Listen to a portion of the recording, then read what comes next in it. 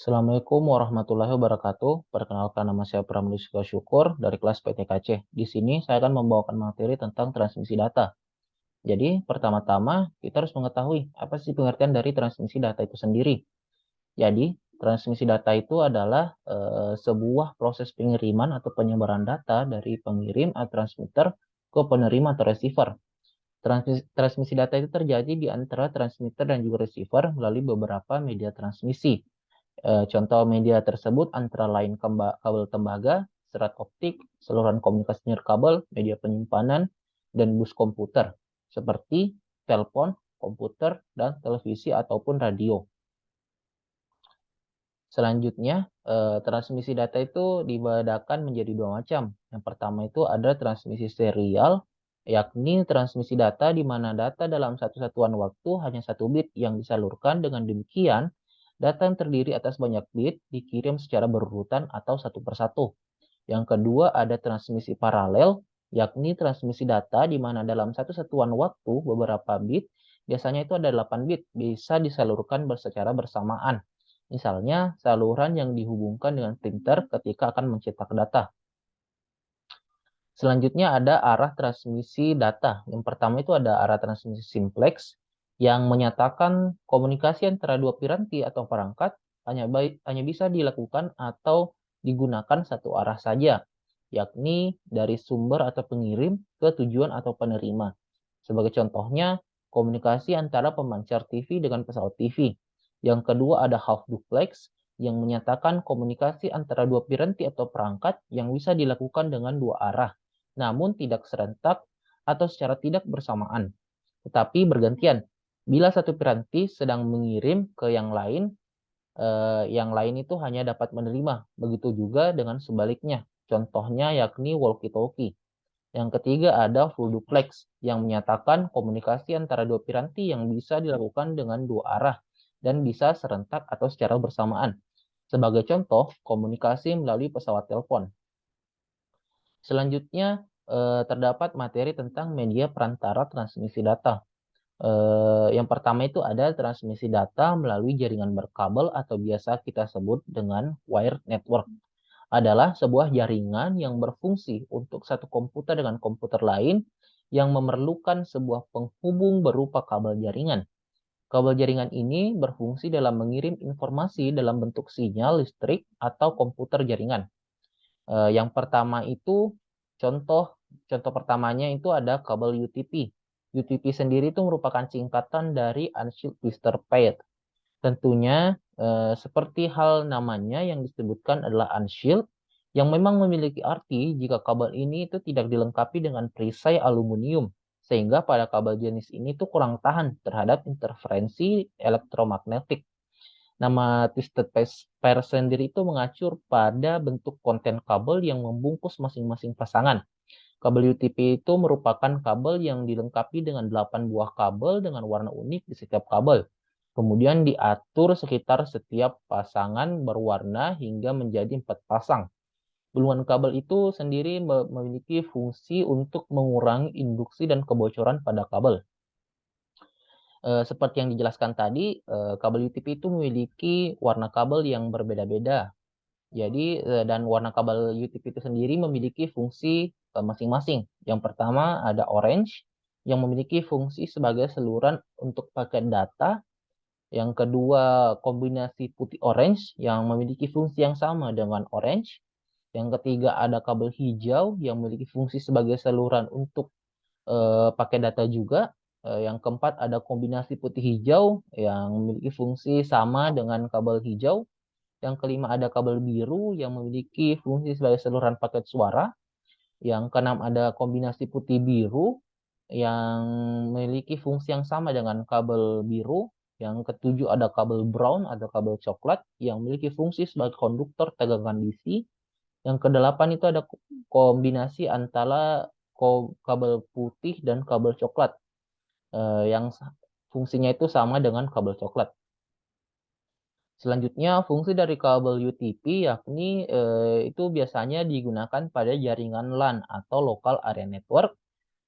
Itu dapat menghubungkan komputer ke perangkat jaringan atau komputer ke komputer atau antara perangkat jaringan itu sendiri. Jenis kabel UTP itu ada 3, yang pertama ada kabel langsung atau straight through. Untuk kabel koneksi langsung memiliki aturan yang sama antara satu ujung konektor dan yang lainnya. Yang kedua ada kabel crossover yang memiliki pengaturan yang berbeda antara masing-masing ujung konektor. Yang ketiga ada kabel tipe rollover yang memiliki pengaturan terbalik antara satu ujung konektor dengan ujung konektor lainnya. Yang kedua ada kabel koaksial. Koaksial cable atau kabel koaksial adalah suatu jenis kabel yang menggunakan dua buah konduktor. Pusatnya itu berupa inti kawat padat yang dilingkupi oleh sekat yang kemudian dililiti lagi oleh kawat berselaput konduktor. Jenis kabel ini itu biasanya digunakan untuk jaringan dengan bandwidth yang tinggi. Kabel koaksial mempunyai pengalir tembaga di tengah atau center core. Fungsi atau penggunaan kabel koaksial itu biasanya digunakan dalam jaringan LAN atau Local Area Network, terutama dalam topologi bus yang banyak menggunakan kabel koaksial. Kesulitan utama dari penggunaan kabel koaksial sendiri itu adalah sulit untuk mengukur apakah kabel koaksial yang digunakan itu benar-benar matching atau tidak dengan kabel ini itu sering digunakan sebagai kabel antena TV. Ada dua tipe kabel koaksial, yakni yang pertama ada kabel koaksial tin RJ58, disebut juga dengan 10 atau TINET, yang dimana angka 2 ini itu menunjuk pada panjang maksimum untuk segmen kabel tersebut adalah 200 meter, namun kenyataannya hanya sampai 185 meter. Yang kedua ada kabel koaksial thick atau RJ8 yang disebut juga dengan 10-5 atau tiket dengan spesifikasi teknis sebagai berikut, yakni mampu menjangkau bentangan maksimum 500 meter, impedansi terminator 50 ohm, membutuhkan transceiver sebelum dihubungkan dengan komputer. Yang ketiga ada serat optik.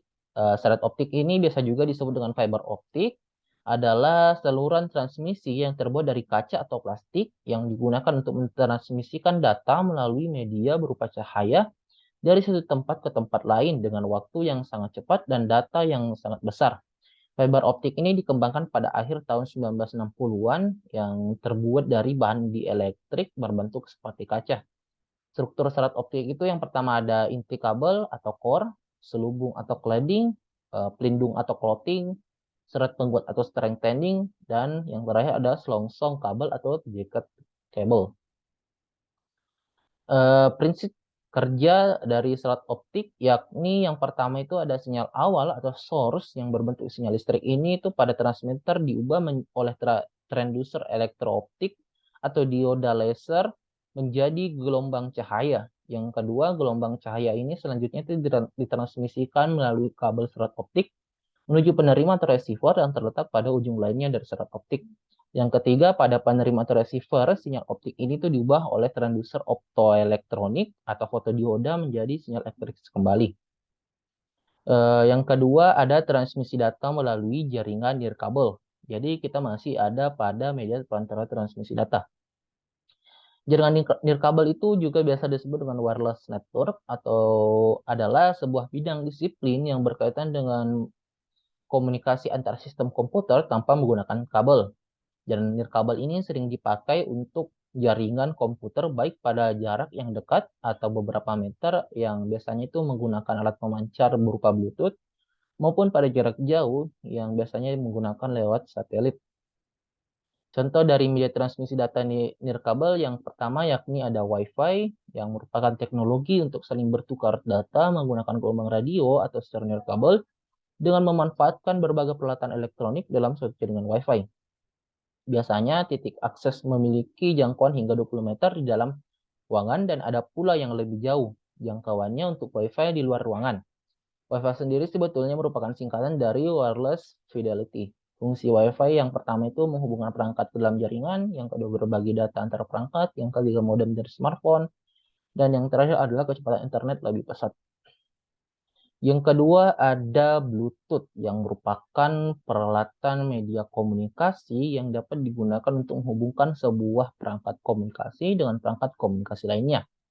Bluetooth itu umumnya digunakan di handphone, komputer atau PC, tablet, dan lain-lain.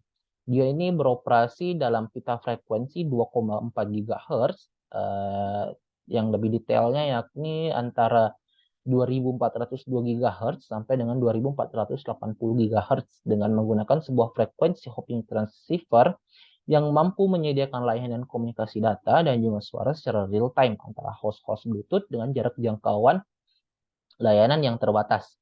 Fungsi Bluetooth yaitu untuk mempermudah berbagi atau sharing file audio, menggantikan menggunakan kabel, dan lain-lain.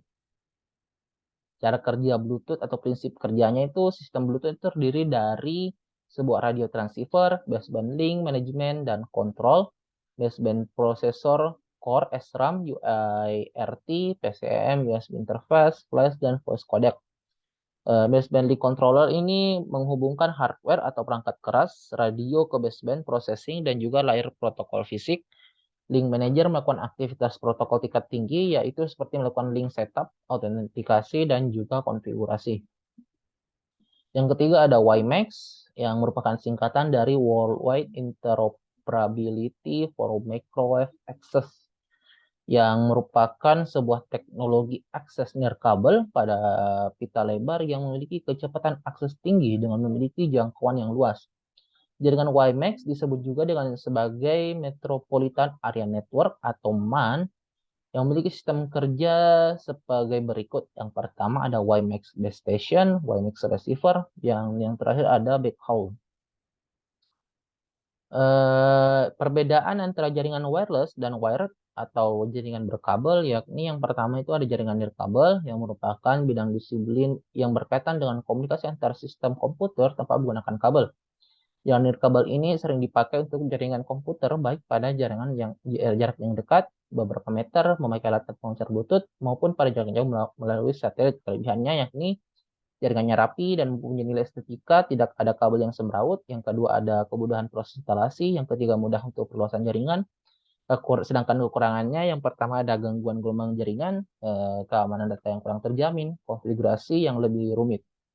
Yang kedua yakni jaringan berkabel atau wired network merupakan jaringan yang berfungsi untuk satu komputer dengan komputer lain diperlukan menghubung berupa kabel jaringan. Kabel jaringan ini berfungsi dalam mengirim informasi ke dalam bentuk sinyal listrik atau komputer jaringan.